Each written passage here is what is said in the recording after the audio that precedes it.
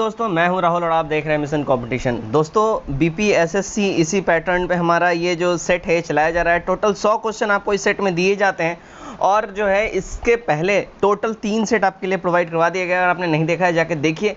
2 दिन से मैं काफ़ी ज़्यादा व्यस्त था, इसलिए 2 दिन ये सेट आपको नहीं मिल पाया, उसके लिए मैं माफ़ी चाहूँगा। बट आज से फिर सेट आपका कंटिन्यू चलेगा, उसके लिए कोई चिंता की बात नहीं है। इस सेट का जो कट ऑफ होगा वो होगा 70 मार्क्स। उम्मीद करता हूँ आप सब इस कट ऑफ को टच करेंगे, इससे बच्चा परफॉर्म करेंगे। कमेंट करके अपने स्कोर जरूर बताएं, भूलें नहीं, ठीक है। नए बंदे लोग सब्सक्राइब कर लें और आप लोग प्लीज़ वीडियो को लाइक कर दिया कीजिए। चलिए बिना देरी के फटाफट से आज का जो क्वेश्चन स्टार्ट करते हैं। फर्स्ट क्वेश्चन है हमारा, उत्तर वैदिक काल में निम्नलिखित में से किन को आर्य संस्कृत का घूर समझा जाता था? तो ये समझा जाता था भैया, देखिए अंग और मगध को आर्य काल में जो है उत्तर वैदिक काल में है ना, आर्य संस्कृति का घूर समझा जाता था। ठीक, चलिए क्वेश्चन नंबर 2 देखते हैं। हर्ष ने किस विश्वविद्यालय को विशेष संरक्षण प्रदान किया था? ये प्रदान किया था, देखिए इन्होंने नालंदा विश्वविद्यालय को। डी एब्सोल्यूट करेक्ट हो जाएगा। नंबर 3 देखते हैं। किस राष्ट्रकूट राजा ने गुजरात में अरब के सिंधों को हराया और चढ़ाई करने से रोका? ये काम किया था, देखिए दंती दुर्ग ने। सी हमारा एब्सोल्यूट करेक्ट हो जाएगा। नंबर 4 देखते हैं। महाबलीपुरम में समुद्र तट पर मंदिर किसने बनाया था? देखिए ये बनाया था किसने? नरसिंह वर्मन फर्स्ट ने। बी हमारा सही हो जाएगा। नंबर 5 देखते हैं। इनमें से कौन सा सबसे पुराना जैन ग्रंथ कहा जाता है? तो जैन ग्रंथ इनमें से जो सबसे पुराना कहा जाता है वो देखिए 14 पूर्व जैन ग्रंथ है। ठीक, सी हमारा यहाँ एब्सोल्यूट करेक्ट हो जाएगा। नंबर 6 देखते हैं क्या बोल रहा है। देखिए बोधिसत्व पद्मपाणि का चित्र सर्वाधिक प्रसिद्ध और प्रायः चित्रकारी है जो किससे रिलेटेड है? ये अजंता में है। ठीक है, ये हमारा यहाँ सही हो जाएगा। चलिए नेक्स्ट क्वेश्चन को बढ़ते हैं। नेक्स्ट क्वेश्चन हमारा देखिए क्वेश्चन नंबर 7 है। क्या बोल रहा है? देखिए सप्तपर्णी गुफा ये कहाँ से रिलेटेड है? सप्तपर्णी गुफा। ठीक है, सप्तपर्णी गुफा की अगर हम बात करें, देखिए ये राजगीर से रिलेटेड है। अच्छा, इससे रिलेटेड आपके लिए एक छोटा सा होमवर्क है, आपको बताना राजगीर जो है ना किस शासक का सबसे पहला कैपिटल रहा है? किसने सबसे पहले राजगीर को कैपिटल बनाया था अपना? ठीक है, ये देखते हैं। गांधार कला शैली का एक संश्लेषण है किसका? तो ये जो संश्लेषण है देखिए भारतीय तथा यूनानी काल का कला का एक संश्लेषण है। डी हमारा यहाँ एब्सोल्यूट करेक्ट हो जाएगा। 9 देखते हैं। मोहम्मद गजनी के साथ भारत आने वाला मुस्लिम विद्वान कौन था? देखिए मोहम्मद गजनी के साथ जो भारत आया था ना वो था अल बरूनी। बी हमारा करेक्ट हो जाएगा। अल बरूनी ने कौन सी किताब लिखी है? ठीक है, कमेंट करके बताइए आप। ठीक है, देखिए मैं हमेशा हर सेट में क्वेश्चन रिलेटेड 1-2 फैक्ट्स आपसे पूछते रहता हूं जो कि बिल्कुल स्टैटिक जीके है, फैक्चुअल चीजें हैं जो आपको पता होनी चाहिए, आपके एग्जाम्स में आता है। तो उससे रिलेटेड अगर आप रिसर्च करेंगे ना तो आपको भी वो रिवाइज होता रहेगा और याद होता रहेगा। मेरा बस यही मोटो है कि आपको मैं उसमें इंगेज रखूं। नंबर 10 देखते हैं। बहमनी राज की स्थापना किसने की थी? देखिए बहमनी राज की स्थापना देखिए अलाउद्दीन हसन ने करी थी। ए हमारा यहाँ एब्सोल्यूट करेक्ट हो जाएगा। नंबर 11 देखते हैं। क्या है? निम्नलिखित सूफीवाद के सिलसिले में कौन संगीत के विरुद्ध था? तो संगीत के विरुद्ध जो इनमें से था ना वो देखिए चिश्तिया संप्रदाय था। ठीक, ये हमारा करेक्ट हो जाएगा। ठीक, 12 देखते हैं। निम्नलिखित में से कौन सा एक वैष्णव संत कीर्तन घोषा का रचयिता था? देखिए कीर्तन घोषा का जो रचयिता था वो था श्रीमंत शंकरदेव। बी हमारा करेक्ट हो जाएगा। 13 1946 का कैबिनेट मिशन 3 कैबिनेट मंत्रियों के संगठित था। निम्न से कौन इसे सदस्य नहीं थे? देखिए लॉर्ड पैथिक लॉरेंस ये तो डेफिनेटली थे, उसके ये अध्यक्ष ही थे। ठीक है, एवी अलेक्जेंडर भी थे और सर स्टैफोर्ड क्रिप्स भी थे। लॉर्ड एमरी इनमें से नहीं थे, तो हमारा यहाँ पे डी एब्सोल्यूट करेक्ट आंसर हो जाएगा, ये नहीं थे। ठीक है, चलिए 14 देखते हैं। फराजी कौन थे? देखिए फराजी की बात करें ना तो ये था देखिए हाजी शरीयतुल्लाह के अनुयायी थे ये फराजी। ए एब्सोल्यूट करेक्ट हो जाएगा।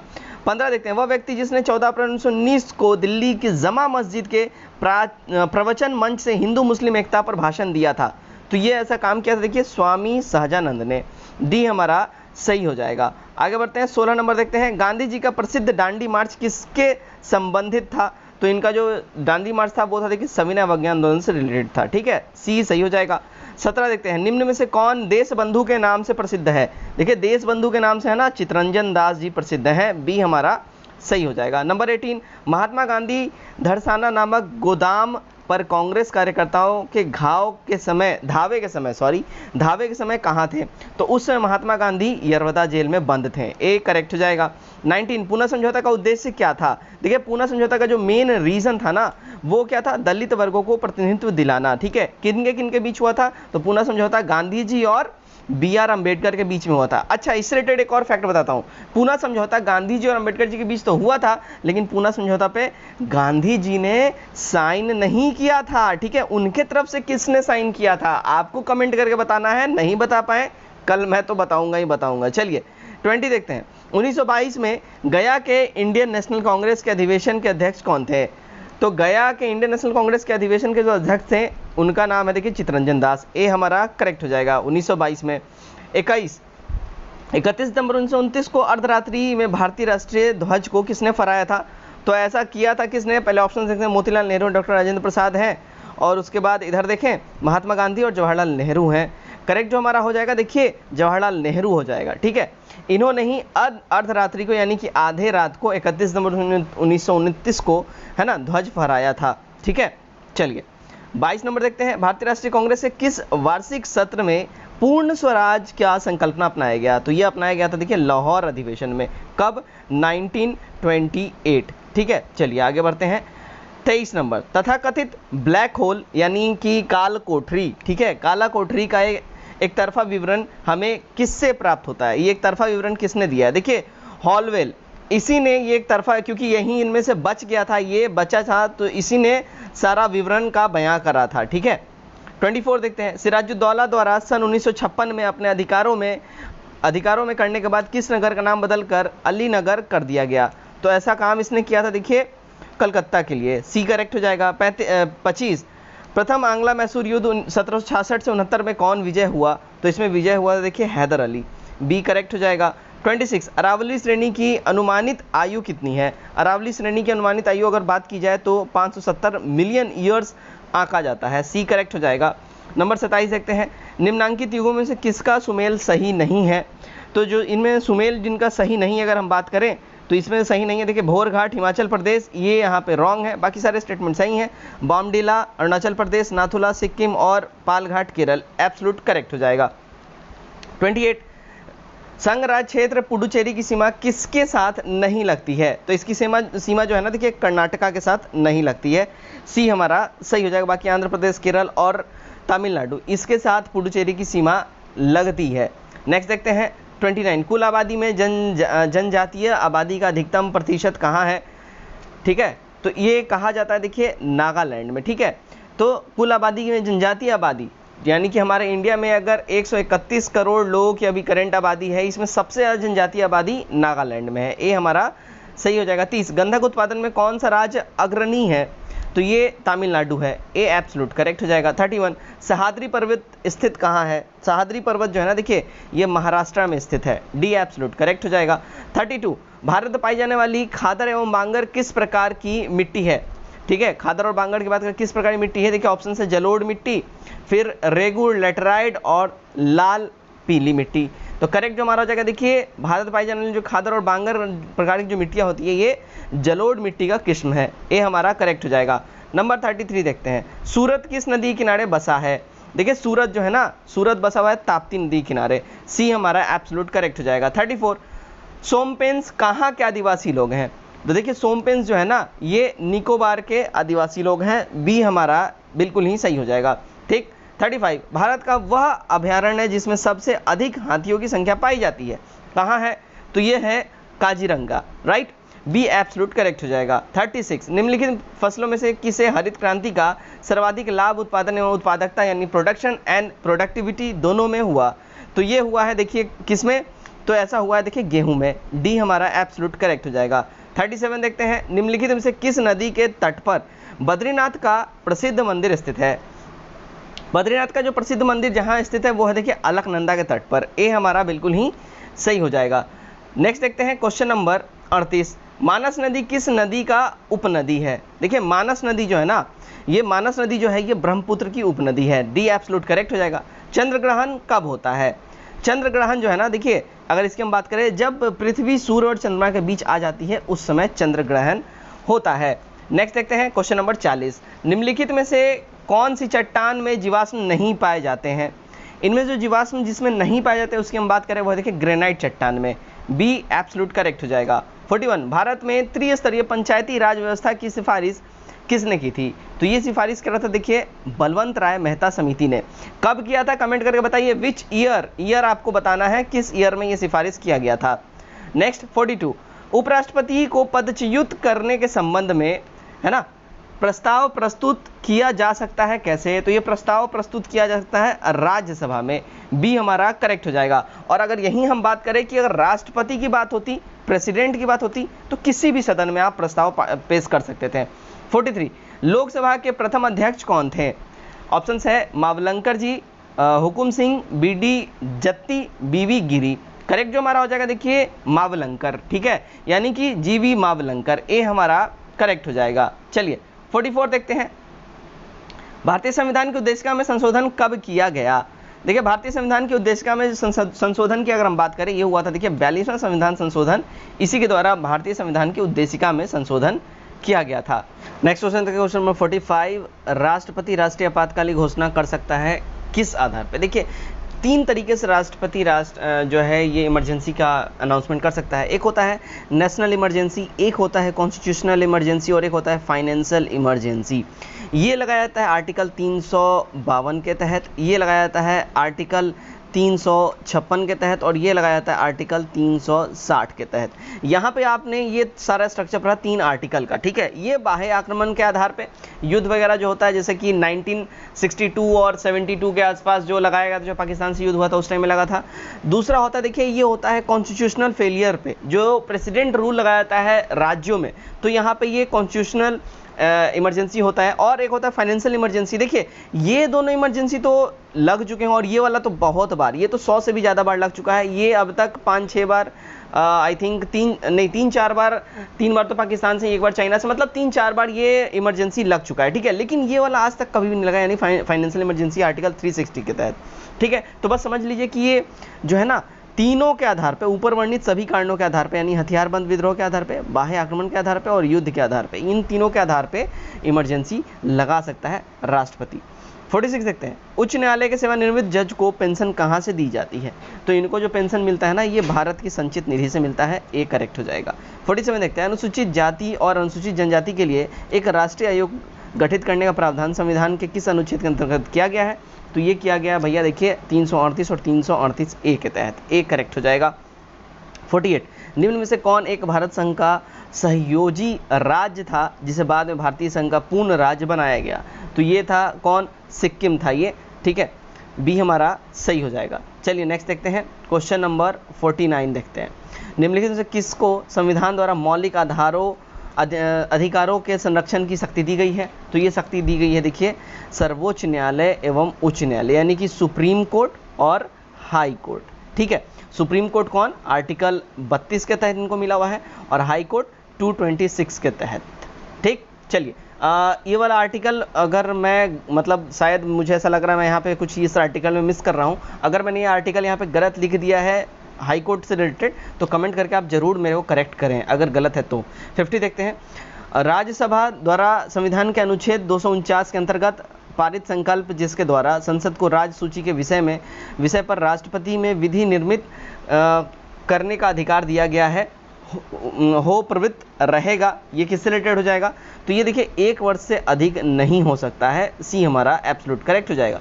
51 देखते हैं, देश में अंतिम बार विमुद्रीकरण कब किया गया था? ठीक है, जो कि इंग्लिश में क्या बोलेंगे हम लोग, डीमोनेटाइजेशन, जो अभी रिसेंटली काफ़ी ज़्यादा चर्चा में रहा था, ये 8 नवंबर 2016 को लास्ट टाइम डीमोनेटाइजेशन हमारे कंट्री में करा गया था। 52, संसद में बजट संबंधित प्रक्रिया के विषय में मांग राशि को घटाकर ₹1 करना है को क्या कहा जाता है? तो इसको कहा जाता है देखिए नीतिगत कटौती प्रस्ताव, ठीक है, बी हमारा सही हो जाएगा। 53 देखते हैं, क्या वह दर जिस पर बैंक रिजर्व बैंक को उधार देते हैं क्या कहलाता है? मतलब बैंक रिजर्व बैंक को, आरबीआई को ये उधार दे रहे हैं, ठीक है, तो ये इसको हम लोग क्या बोलते हैं? तो भैया इसको हम लोग बोलते हैं, देखें, रिवर्स रेपो रेट, ठीक है। बैंक दे रहा है आरबीआई को लोन, यहाँ पे ये लोग लोन इनको दे रहे हैं, ठीक है, आरबीआई को दिया जा रहा है, तो इसको हम लोग रिवर्स रेपो रेट बोलते हैं, ठीक। चलिए नंबर 54 देखते हैं, कस्तूरबा गांधी बालिका विद्यालय योजना का आरंभ किस वर्ष किया गया? इसका आरंभ जो है देखिए साल 2004 में किया गया था, ए करेक्ट हो जाएगा। 55, कल्चर मोती का उत्पादन किस देश का महत्वपूर्ण कुटीर उद्योग है? तो ये जो है ना, ये जापान का है, डी एब्सोल्यूट करेक्ट हो जाएगा। 56, निम्न में से कौन नाफ्टा में सम्मिलित नहीं है? नाफ्टा में सम्मिलित ग्रेट ब्रिटेन नहीं है, कनाडा, मैक्सिको और अमेरिका, ये सारे नाफ्टा से रिलेटेड है।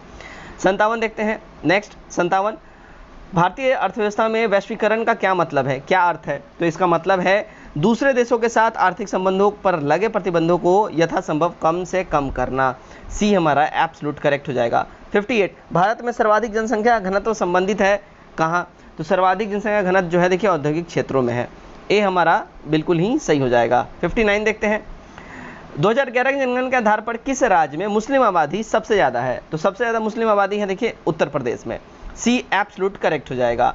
60 नंबर देखते हैं, विश्व की आबादी का लगभग कितना प्रतिशत एशिया में रहता है? तो विश्व की आबादी का लगभग 60% अकेला एशिया कॉन्टिनेंट में लोग निवास करते हैं।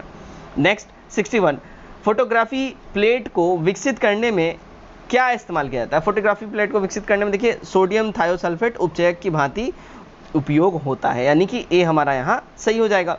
62 क्या बोल रहा है, माइटोकॉन्ड्रिया किस में अनुपस्थित होते हैं? तो माइटोकॉन्ड्रिया जो है ना देखिए हरित शैवाल में ये अनुपस्थित होते हैं, ए एब्सोल्यूट करेक्ट हो जाएगा। 60 परमाणु नाभिक के अवयव हैं क्या? तो परमाणु नाभिक के जो अवयव की हम बात करें तो यह देखिए प्रोटॉन और न्यूट्रॉन, सी एब्सोल्यूट करेक्ट हो जाएगा। 64 देखते हैं, ताप के निम्नलिखित में से किस पैमाने में ऋणात्मक मान नहीं होता है? तो ऋणात्मक मान की बात करें देखिए सेल्सियस है, फिर हम यहाँ बात करें फ़ारेनहाइट है, केल्विन है और र्यूमर है। करेक्ट जो हमारा यहाँ हो जाएगा देखिए केल्विन हो जाएगा, सी एब्सोल्यूट करेक्ट हो जाएगा। 65 देखते हैं, पसीने का मुख्य उपयोग है क्या? देखिए पसीने का जो मेन यूज़ जो है वो है देखिए बॉडी टेम्परेचर को मेंटेन रखना, नियंत्रित रखना, सी हमारा एब्सोल्यूट करेक्ट हो जाएगा। 66 निम्नलिखित में से कौन एक प्राकृतिक बहुलक नहीं है? तो प्राकृतिक बहुलक इसमें से जो नहीं है वो है देखिए नाइलॉन, डी हमारा बिल्कुल ही सही हो जाएगा। 67 क्लोरोफिल पर्णहरित में क्या पाया जाता है? तो पर्णहरित में पाया जाता है मैग्नीशियम, सी एब्सोल्यूट करेक्ट हो जाएगा। 68 भूस्थिर उपग्रह का क्रांति काल का परिभ्रमण समय कितना होता है? तो क्रांति काल का परिभ्रमण समय इनका जो होता है वो होता है देखिए 24 आवर्स का, ठीक है, 24 आवर्स का इनका जो है रोटेशन टाइम होता है, ये बात कर रहा है ये चक्कर लगाने का, ठीक है। चलिए 69 देखते हैं, पृथ्वी अपने कक्ष में लगभग 4400 किलोमीटर प्रति घंटे की गति से घूमती है। हम इस तेज गति को अनुभव नहीं कर पाते हैं, क्यों? हम इसलिए इसको अनुभव नहीं कर पाते क्योंकि अपने अक्ष में पृथ्वी गति की अपेक्षा हमारी गति 0 है, ठीक है, बिल्कुल ही 0, राइट। 70 देखते हैं सॉरी 70 देखते हैं, एक सुरंग में 100 वाट क्षमता वाले 5 बल्ब लगातार 20 घंटे तक जलाए जाते हैं, संपूर्ण जो विद्युत का खर्च आएगा कितना आएगा? तो ये लगभग 10 यूनिट आ जाएगा, सी हमारा करेक्ट हो जाएगा। 71 देखते हैं, जब रक्त में ऑक्सीजन की सांद्रता में कमी आती है तो श्वास की गति क्या हो जाती है? तो श्वास की गति जो है ना भाई साहब वो बढ़ जाएगी, तेज हो जाएगी, ठीक। चलिए नेक्स्ट देखते हैं 72, फंक ने निम्नलिखित में से किसका आविष्कार किया था? तो फंक ने आविष्कार किया था भाई साहब विटामिन का, ए एब्सोल्यूट करेक्ट हो जाएगा। 73 बांस क्या है? देखिए बहुत बार ये क्वेश्चन पूछा गया, इसको आप लोग रट लो, ये फेवरेट क्वेश्चन है क्वेश्चन सेटर का, बहुत बार ये पूछा गया है। तो बांस जो है ना देखिए ये घास का एक रूप है, डी एब्सोल्यूट करेक्ट हो जाएगा। 74 ऊंट अपने कुबड़ का उपयोग किस काम के लिए करता है? तो ऊंट अपने कुबड़ का जो यूज करता है वो फैट स्टोर करने के लिए होता है, यानी वसा के संग्रह के लिए होता है। यहाँ पे एक भ्रांति फैली हुई है कि वाटर का स्टोर यहाँ पे किया जाता है, नहीं, यहाँ पे ये लोग अपने फैट का स्टोर करते हैं, जब इनको कमी लगे या जब ऐसा इस्तेमाल जब जरूरत पड़े तो ये लोग उसका इस्तेमाल करते हैं टाइम पे, ठीक है। चलिए 75 देखें, निम्नलिखित से कौन सा भ्रूण पोषीय बीज नहीं है? तो भ्रूण पोषीय बीज की अगर हम बात करें तो चना भ्रूण पोषीय बीज नहीं है, डी यहाँ करेक्ट हो जाएगा। 76 जल में आसानी से घुलनशील क्या है? तो जल में आसानी से घुलनशील है ना वो देखिए अमोनिया, सी हमारा एब्सोल्यूट करेक्ट हो जाएगा। 77 कौन सा कंप्यूटर का घटक भाग नहीं है? इनमें से जो कंप्यूटर का घटक भाग की बात करें जो नहीं है वो देखिए बेसिक यूनिट है, डी सही हो जाएगा। 78 देखते हैं, निम्न रंगों में विषम को पहचानना है, तो इसमें से जो विषम रंग है वो है देखिए रेड वाला।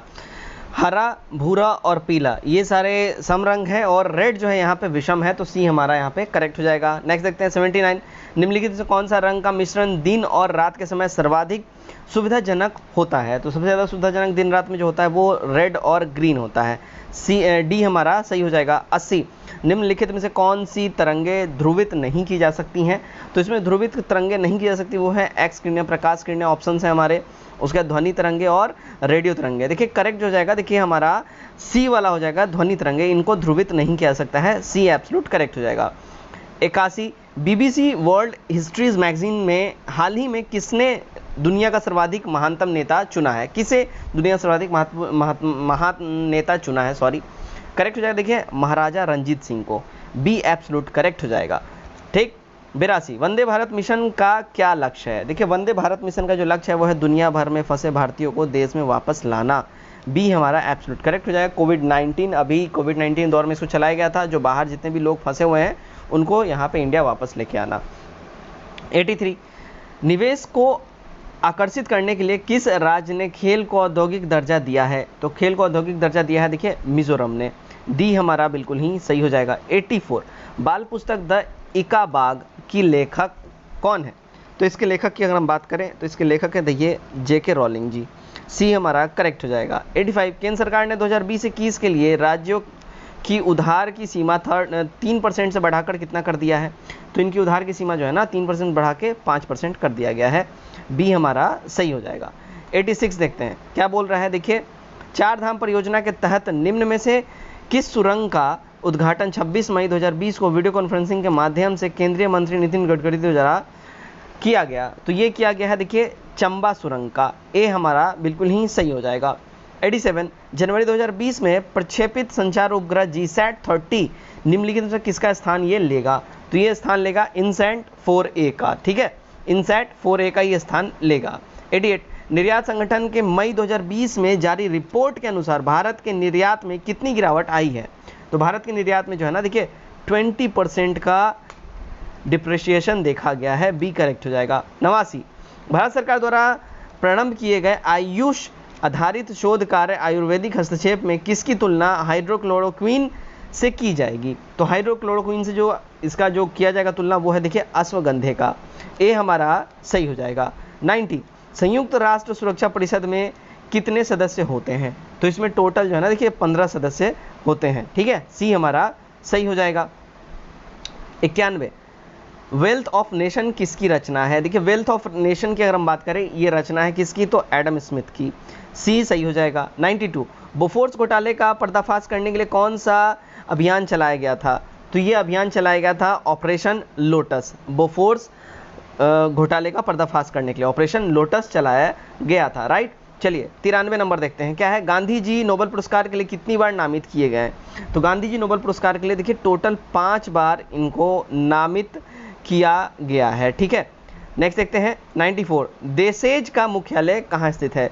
देखिए देशेज का मुख्यालय की बात करें तो ये है देखिए काठमांडू में, ठीक, बी हमारा सही हो जाएगा। 95 देखते हैं, नालंदा विश्वविद्यालय में शिक्षा का माध्यम क्या था? तो इसमें शिक्षा का जो माध्यम था वो था देखिए पाली भाषा, ठीक है, बी हमारा एब्सोल्यूट करेक्ट हो जाएगा। 96, बिहार में 2001 से 2011 के बीच साक्षरता में कितना वृद्धि हुई है?